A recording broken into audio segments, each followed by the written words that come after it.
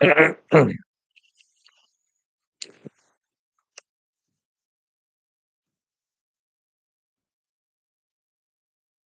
morning, everyone. Keith here at Good Heart Metaphysical Church. We welcome you all from the YouTube land. We invite all light spirits in, and we want to thank Mary and Paul, my brother and my wife, for helping out getting this going. We started a couple minutes late today, and we're blaming it on retrograde. We were playing around with some stuff. As you can see it right here, I can see it in the computer right here. We have a little glare. And right here, we have a little glare on them. And we were trying to get rid of them. And we weren't paying attention to time. So we had it all set up ready to go, but it wasn't working properly. Anyway, we're blaming it all on retrograde. It started on the 26th. So by the time we had to redo everything, get it going, it was a minute or two late, but that's okay. We're not perfect. We're not that we don't have to be. So anyway, welcome again. Um, we're moving into getting closer and closer to that chakra work we were going to talk about. But there's a couple of things that have to happen before that, I believe, and to get people prepared for some of that stuff. There's a lot of information with chakras. And so we're going to go into that here in, I think, about 2 weeks is when I think we're going to start it. So we do today, as you can see on his preparation for chaotic times. We last week was sort of a part one. This is sort of part two of the same subject, but a little bit different. I'll go into that a little bit. Obviously, as we always do, we will pray to our respective deities first, if you choose to, and ask specifically to bring in whatever it is that you need to receive today, and ask for whatever else you might want to talk about with your deity over the next few minutes. Then we will go into the relaxation of so we can relax and absorb what we are to receive today.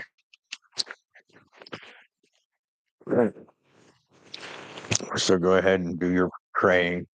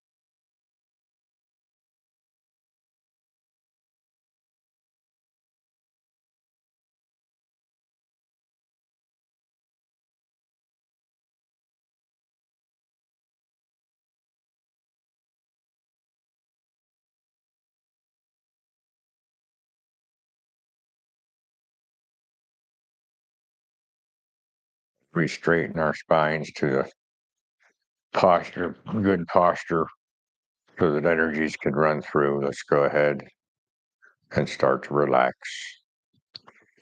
Starting at the top of your head, relax your scalp and your temples. Relax your forehead, taking that crease up from in between your eyes. Relax your eyebrows and your eyes. Relax your cheekbones and your jaw. Drop that tongue down to the bottom of your mouth so that you're completely relaxed. with your mouth.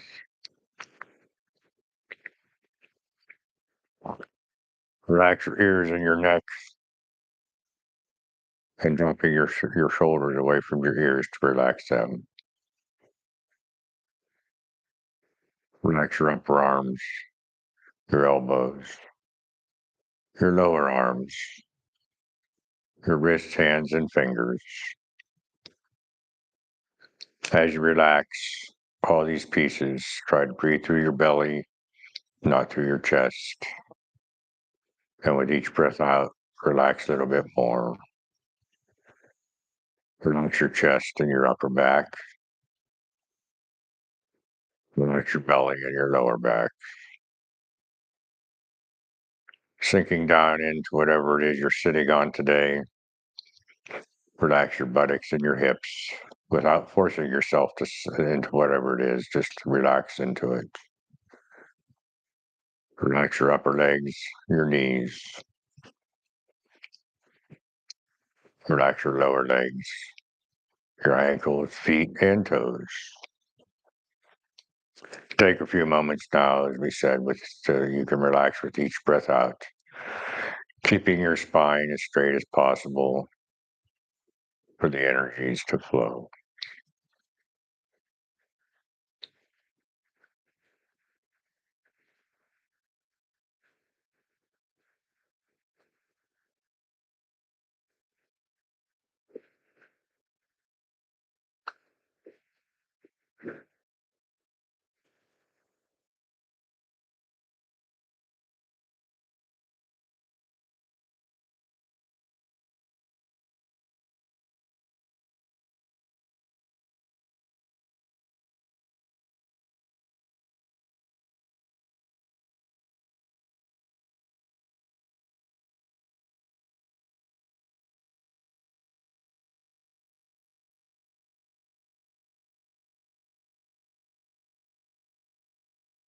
As you come out of your relaxation, be aware that you are to receive whatever it is that you should receive today and leave the rest. Leave it sitting back far enough that maybe it'll come to resonate with you in a future time, as we give ourselves to spirit and ask that we draw in whatever it is that we want and we need and be usable for us.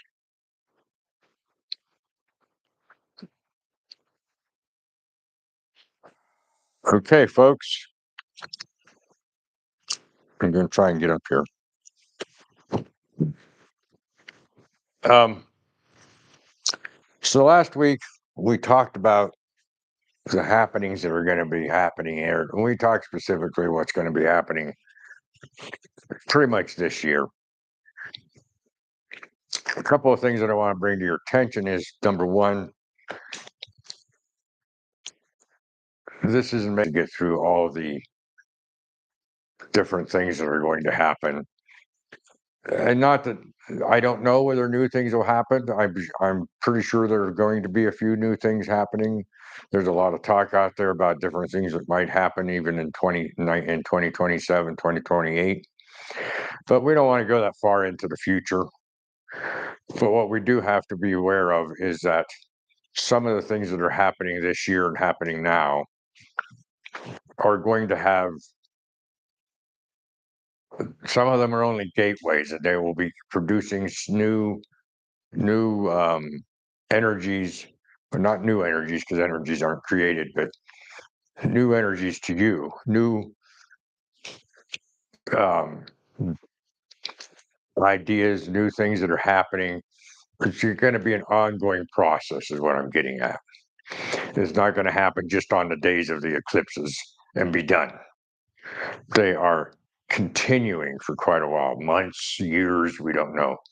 So it's not a oh, I got the energy of the eclipse, or the solar eclipse that happened in late February and it's over with.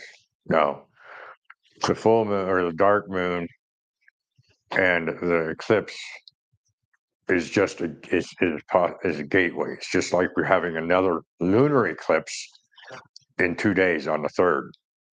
I didn't look that up a whole lot today because the talk is not about the lunar eclipse, but so I didn't I didn't end up with a lot, but there is a major lunar eclipse happening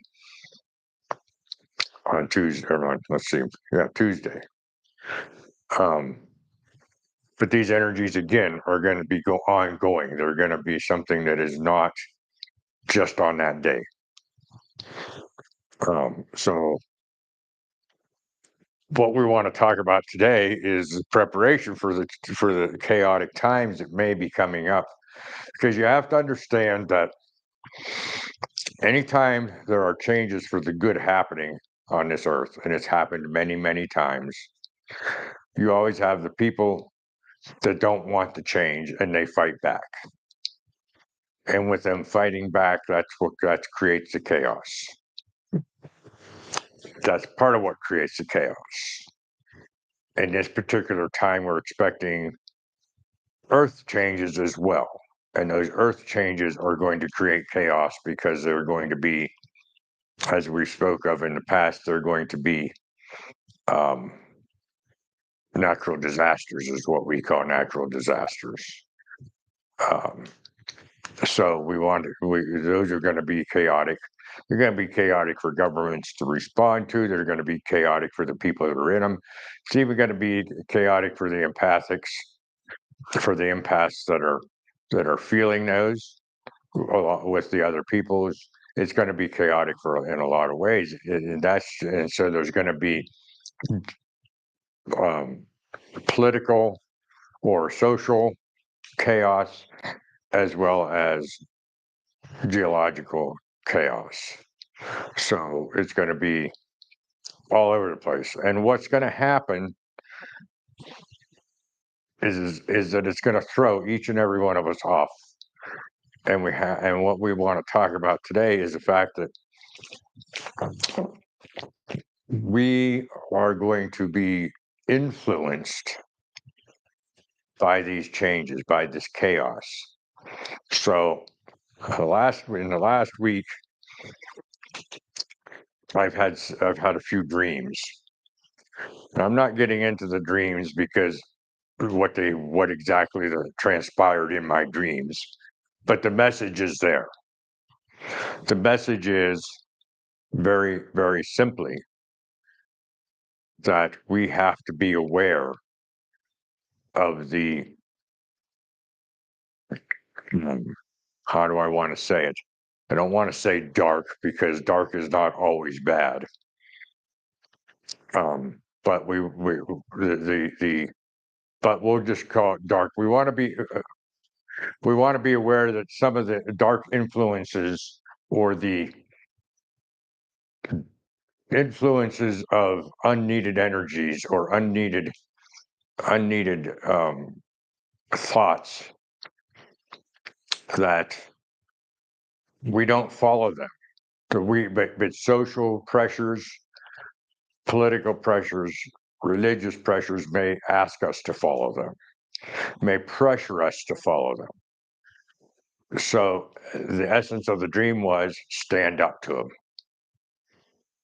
Watch your own self. Watch your own self respond to them and be aware of what's going on. Be aware that you want to be chasing the light, and it may not be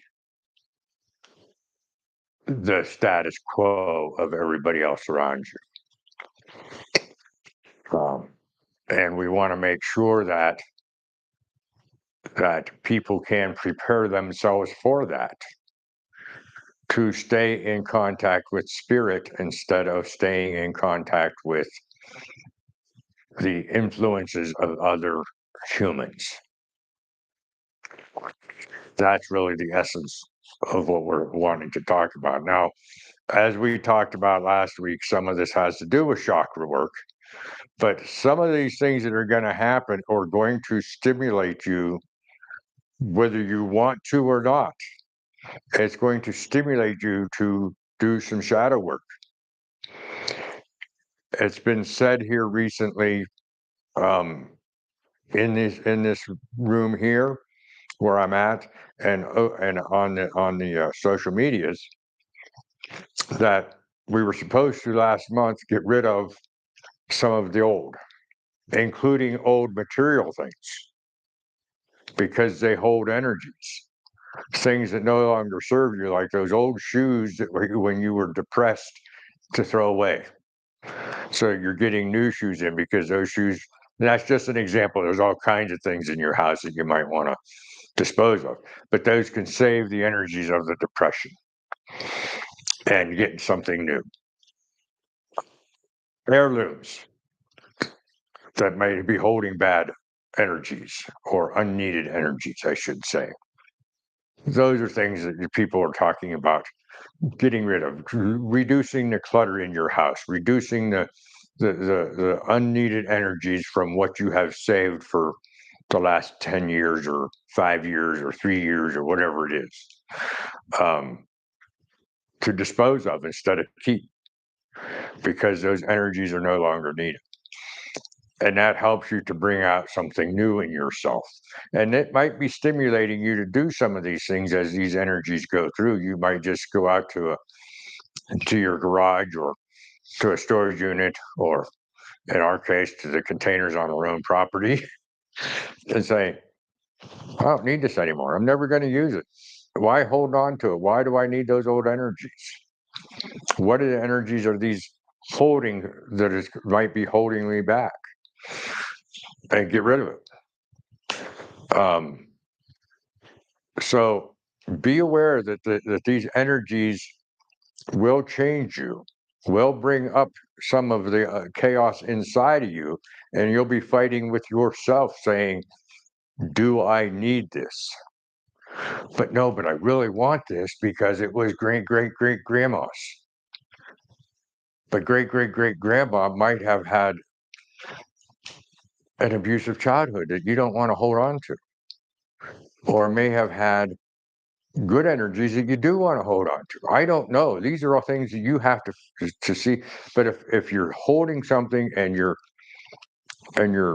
indecisive about it,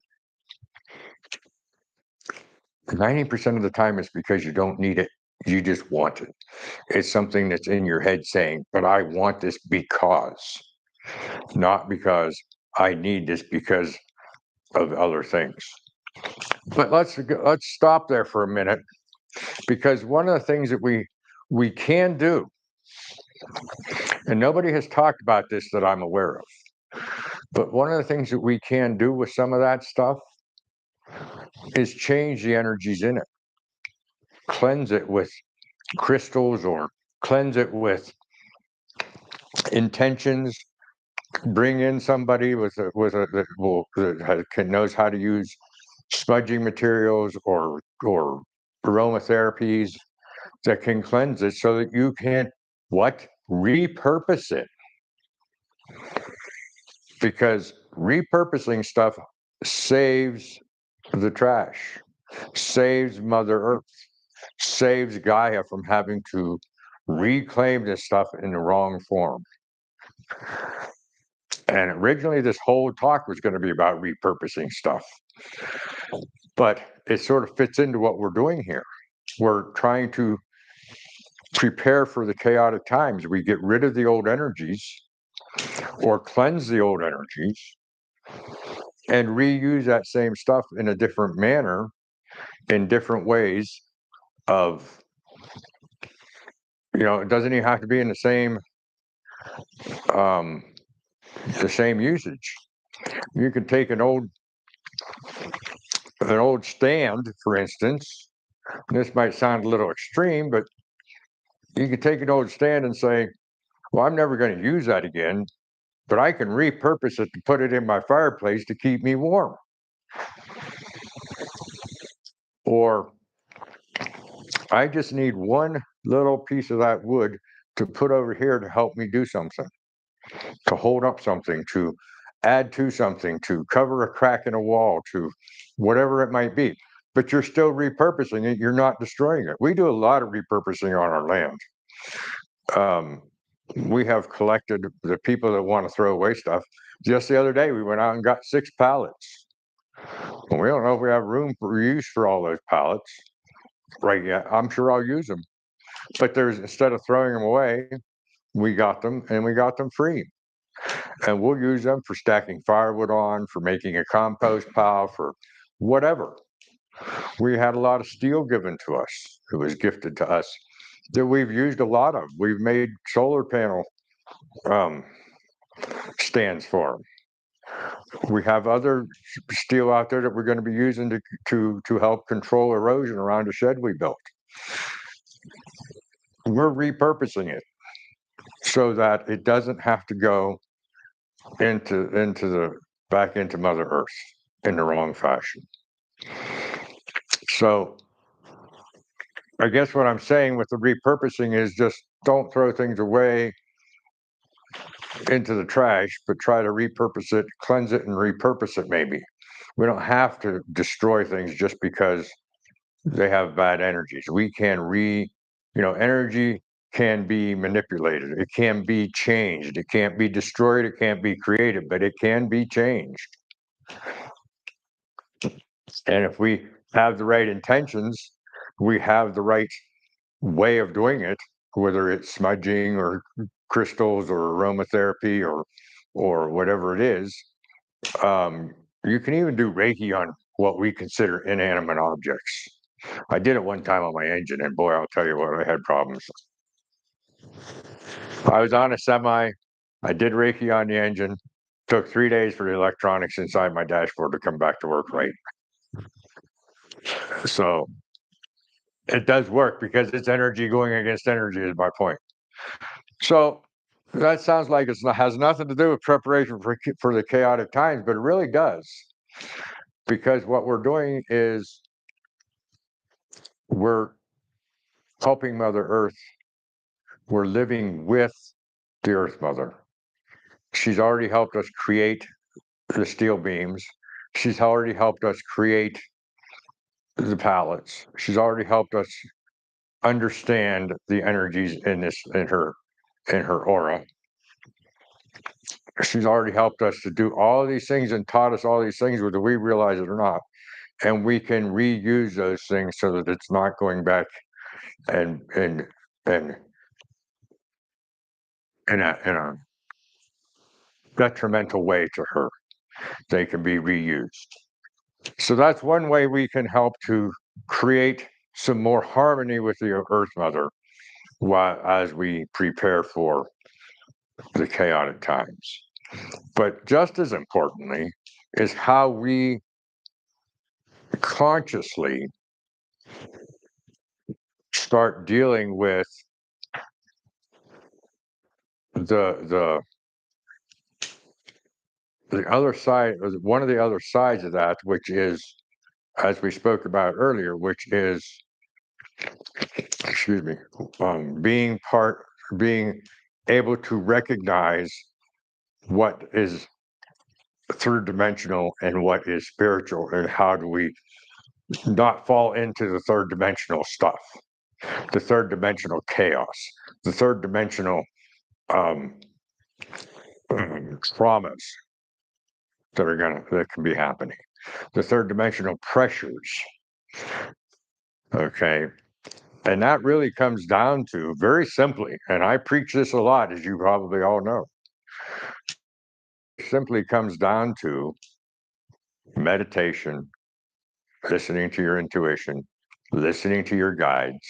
And some of these guides, I was just talking to someone this morning, and they were reminding me that some people don't have contact with their guides anymore. And that's because you're beyond your guides and you're dealing with your own spirit. So listen to spirit in general, whether you have guides or your spirit, we're all one. So if you're listening to spirit, you're listening to all spirit. We're no different than the universe, because as above, so below.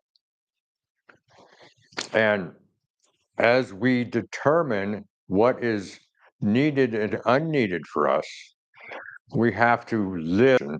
We can be told through meditation. what is our path, how we are to deal with it, and not fall into the status quo of all the different chaotic impressions that are out there. I like that word. I like that word, impressions, because that's what they really are. They're impressions. They are impressed and trying to impress our third dimensional side. Instead, we want the impressions from spirit, and we want to deal with spirit form, intuitional form, and when we start getting into the chakras, we'll deal with the rising of the kundalini. Possibly, we'll deal with the balancing of each chakra and how we can move the energies through. But before we get there, we have to understand why and what we're doing and what can happen inside us, as I said, about the shadows and about the unneeded energies that we have to get rid of. Those are all part of preparing for the chakra work, preparing to fight or to not fall into the pressures of society, politics, religion, and be part of spirit. That's why metaphysics means the physics of the unknown. Meta means unknown. We can't see it, we can't feel it, we don't discern it without studying it. And I don't mean studying it in a book, I mean studying it in meditation, bringing it in.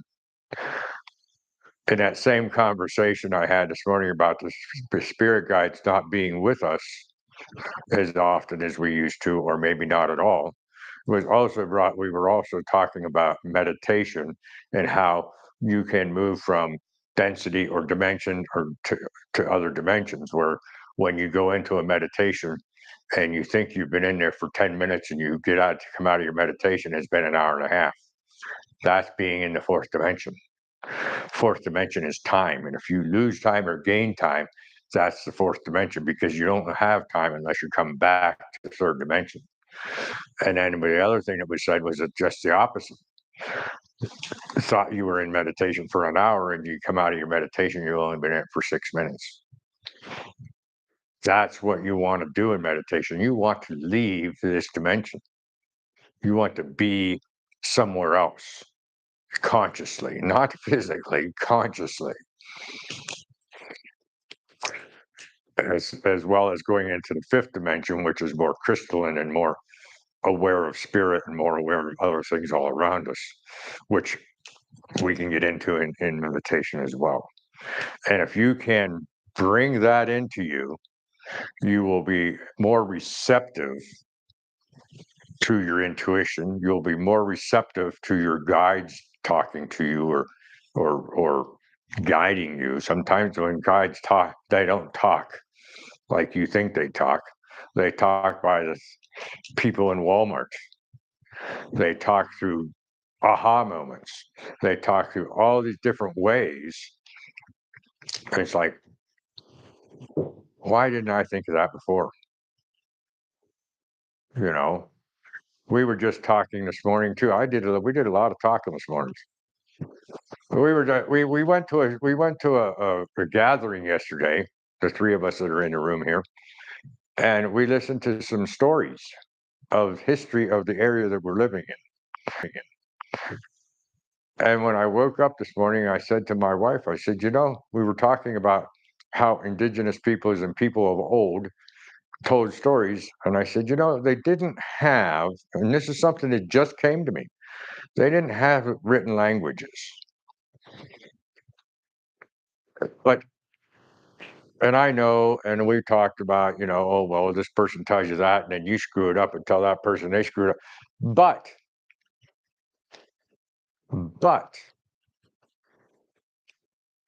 when you tell a story versus writing it down, you get the emotion from that person.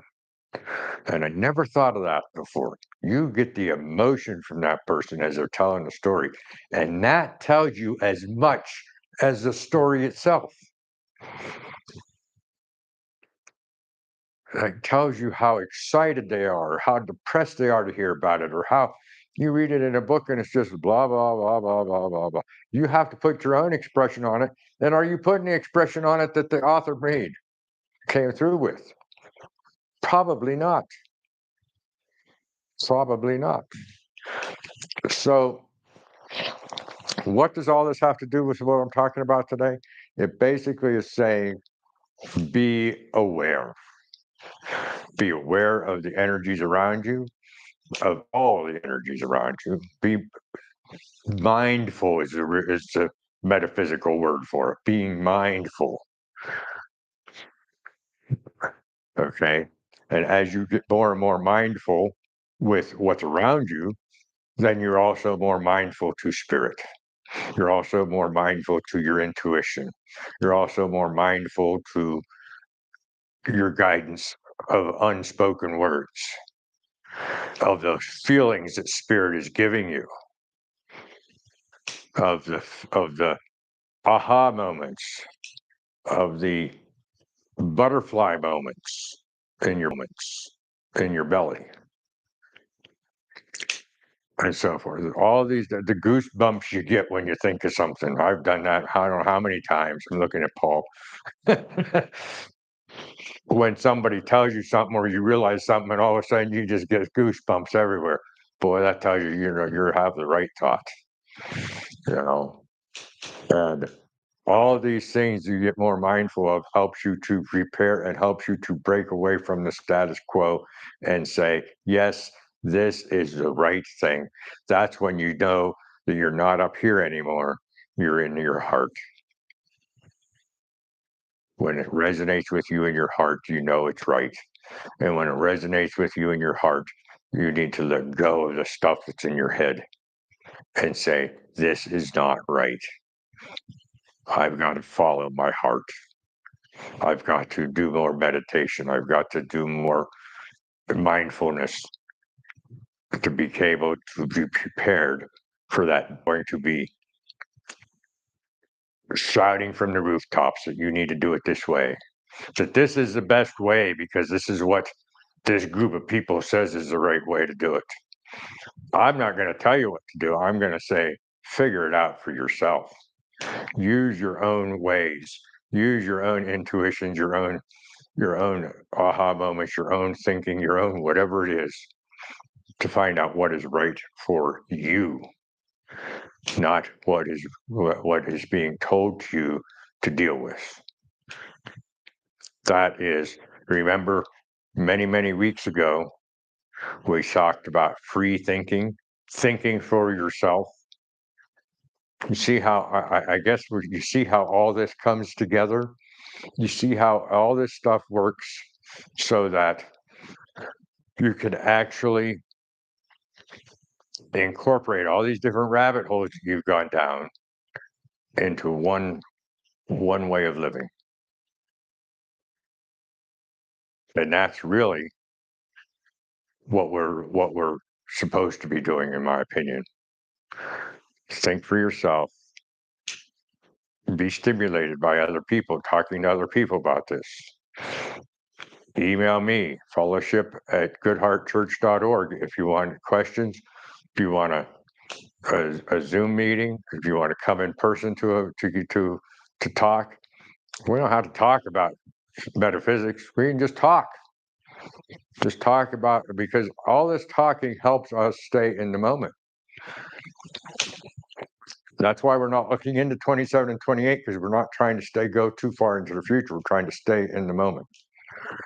So, but if you feel like you want some spiritual mentoring, if you just want to talk to somebody, because I know that there are people out there that are in new YouTube land that just say, I'm alone. I don't have anybody in my community to talk to. I don't know anybody in my community that I can talk to about this stuff freely and be understood. You can always set something up with us if you choose. Just to get something off of your chest, to ask questions, to make statements of your experiences. that might need to be taken off your chest while you're preparing for the chaotic times. And even after, I mean, before, after, during, it doesn't matter to me. I'm available most anytime. Um, so, anyway, I hope I got something through to you today. I really, really hope that anybody out there got something to think about today and to consider for their own lives. Do we have any comments or anything, Paul? No comments, but we certainly would like you to make comments to help to direct this church as to where we're going next. We also want you to share this with anybody that you know. Why don't you give us a thumbs up, subscribe, and of course, while you're preparing for the chaotic moments, stay spiritual in everything you do.